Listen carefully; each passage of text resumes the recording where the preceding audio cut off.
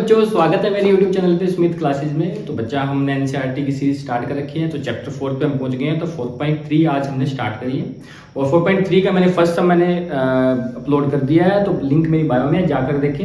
आज हम question number 2 start करेंगे बच्चों। और क्वेश्चन नंबर 2 जो है बहुत इंपॉर्टेंट है। यहाँ से सीबीएसई इस तरीके का या भेस बदल के क्वेश्चन पूछती है, पर तरीका मेथड यही रहता है। इसको सीख लो, बिल्कुल ही आप घबराओ मत। इसको सीख लो, क्वेश्चन में आप पेपर का बिल्कुल करके आओगे। अच्छा देखो, find the value of k each of the following quadratic equations so that they have two equal roots. अब दो चीजें होती हैं। पहले तो हमें फाइंड करनी होती है कि क्या फाइंड करनी है हमने, कि सर बताओ इसकी नेचर कैसी है रूट्स की। और नेचर ऑफ रूट्स मैंने बताया था कि 3 होते हैं। कौन कौन से होते हैं? फर्स्ट, अगर d की वैल्यू ग्रेटर है 0 की तो क्या आएंगे? रियल रूट्स होंगे। अगर d की वैल्यू, सेकंड मैंने बताया था, d की वैल्यू क्या होगी? इक्वल होगी 0 के, तो 2 इक्वल रूट्स होंगे। और थर्ड जो बताया था मैंने, अगर d क्या होगा? छोटा होगा, लेस होगा किससे? 0 से, तो नो रियल रूट्स होंगे। ठीक है, ये नेचर ऑफ रूट्स बताई थी मैंने। और उसके बाद एक डिस्क्रिमिनेंट के बारे में बताया था, जो कि b स्क्वायर माइनस 4ac ये इसका फॉर्मूला होता है। ठीक है, इन्हीं सबको अप्लाई करना है यहाँ पे। अब फर्स्ट क्वेश्चन में हमने फाइंड ही करा था कि इनकी नेचर क्या है। बताओ, हमें इक्वेशन गिवन थी, फुल सारे वेरिएबल्स गिवन थे, सारे कोफिशिएंट गिवन थे, उनके थ्रू हमने वैल्यूज निकाल दी थी कि रूट्स चेक किया था कि इनकी नेचर ग्रेटर देन है d की वैल्यू या लेस है 0 से या इक्वल है। ठीक है, उसके बाद अगर हमारे पास रियल रूट्स या इक्वल रूट्स प्रेजेंट थे तो हमने उनके फाइंड करे थे जीरोस। ठीक है, क्वाड्रेटिक फॉर्मूला से। अब हमारे को पता है कि इन्होंने नेचर बता दिया है हमारे को। पहले हमने नेचर फाइंड करी थी, अब हमें नेचर दे दिया है। क्या दिया है कि भी जो इक्वेशन है ना, उसके क्या है? 2 इक्वल रूट्स है। अब 2 इक्वल रूट्स है तो हमारे पास एक कंडीशन ऑटोमेटिक जनरेट हो जाती है। कौन सी? जो d की वैल्यू हम क्या लेके चलेंगे? d इज इक्वल टू 0 लेके चलेंगे। और उसमें हमें एक इसकी कोफिशिएंट की वैल्यू निकालनी है, यानी कि k की वैल्यू निकालनी है। निकाल लेंगे। कैसे निकालेंगे? देखो, बिल्कुल आसान है और इंपॉर्टेंट तो इतना है, पूछो मत। अब देखो, सबसे पहले सेम मेथड है। a की वैल्यू क्या है? 2, b की वैल्यू क्या है? k, c की वैल्यू क्या है? 3। चलो ठीक है। उसके बाद सेम तरीका है, d इज इक्वल टू क्या होता है? b square minus 4ac। We know that, यहां पे देखो, वी नो दैट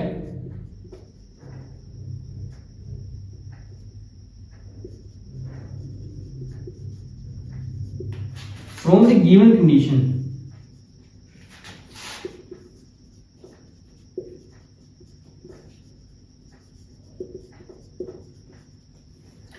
इक्वेशन है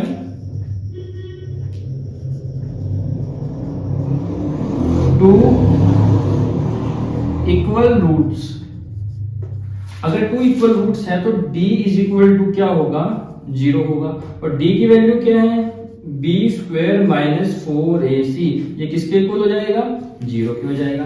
बस यहाँ वैल्यू पुट करते जाओ। b की वैल्यू है k square minus 4 into a की वैल्यू 2 इंटू c की वैल्यू 3 इज इक्वल टू 0। चलो ठीक है जी। k स्क्वायर माइनस 4 को जाए 8 3 जा 24। ये माइनस का इधर जाके प्लस का, k square is equal to 24। ये स्क्वायर उधर जाके रूट होगा, तो k की वैल्यू क्या हो जाएगी? अंडर रूट में 24। ज्यादा से ज्यादा हम इसका रूट निकाल देंगे। कैसे निकाल लेंगे? ये निकाल दो भाई, स्क्वायर रूट 12 2 6 2 3। जो एक ही पेयर आ रहा है, तो 2 रूट 6 2 3 6, यानी कि वैल्यू के की आ गई 2 रूट 6। इस तरीके से क्वेश्चन करना है ये। ठीक है, तो ये ऐसे करेंगे। और इसके बाद नेक्स्ट क्वेश्चन करेंगे। इसका सेकंड क्वेश्चन भी बिल्कुल ऐसा है, ये बिल्कुल आसान, साथ के साथ करेंगे।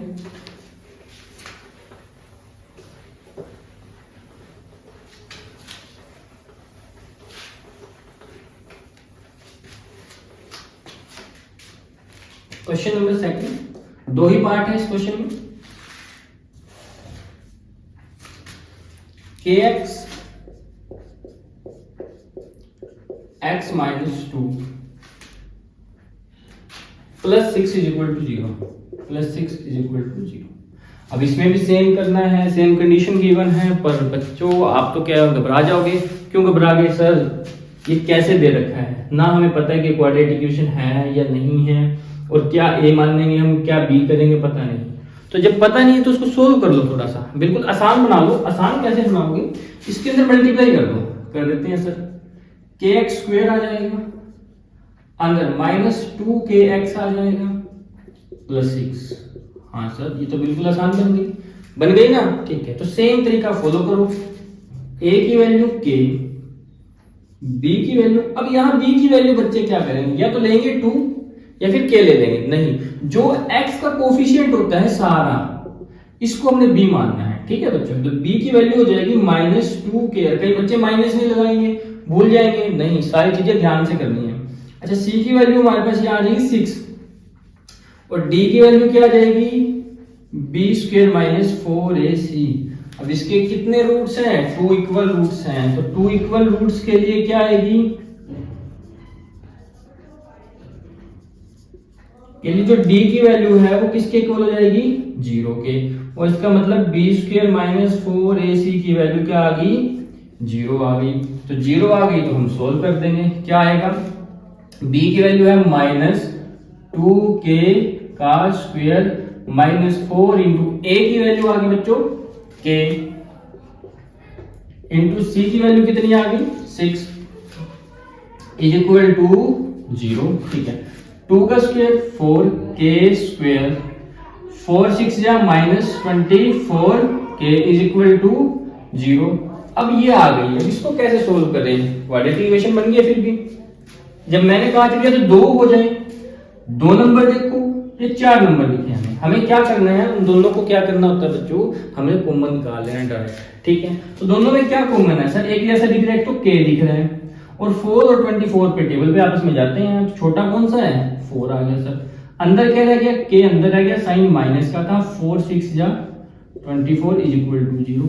एक ब्रैकेट वाला बाहर है, एक विदाउट ब्रैकेट बाहर है, दोनों के इक्वल में क्या लगाते हैं, 0 लगाते हैं सर, k - 6 के इक्वल में भी 0। ये 4 इधर मल्टीप्लाई, इधर डिवाइड करेगा, तो 0 को किसी भी नंबर से मल्टीप्लाई करो या डिवाइड करो, आंसर विल बी 0। तो k is equal to 0, and ये माइनस का 6 अंदर जाके प्लस का 6, तो k की वैल्यू हमारे पास 6 आ गई, ठीक है बच्चों। तो सेकंड क्वेश्चन हमारा डन हो चुका है, ठीक है। तो इसके बाद हम थर्ड जो स्टेटमेंट्स हम है इंपॉर्टेंट है वो करवाऊंगा मैं। तो नेक्स्ट अभी इस वीडियो में इतना ही करवाऊंगा, तो वीडियो फिर लंबी हो जाती है तो बच्चे बोर हो जाते हैं, ठीक है। तो चैनल को सब्सक्राइब करें, अगर नए हैं तो वीडियो को ज़्यादा से ज़्यादा शेयर करें, और सभी को अपने जितने भी दोस्त हैं जो 10th क्लास में पढ़ते हैं सबको वीडियो ज़्यादा से ज़्यादा शेयर करो, ताकि वो भी अपनी पढ़ाई कर सके। तो मिलते हैं फिर नेक्स्ट वीडियो में।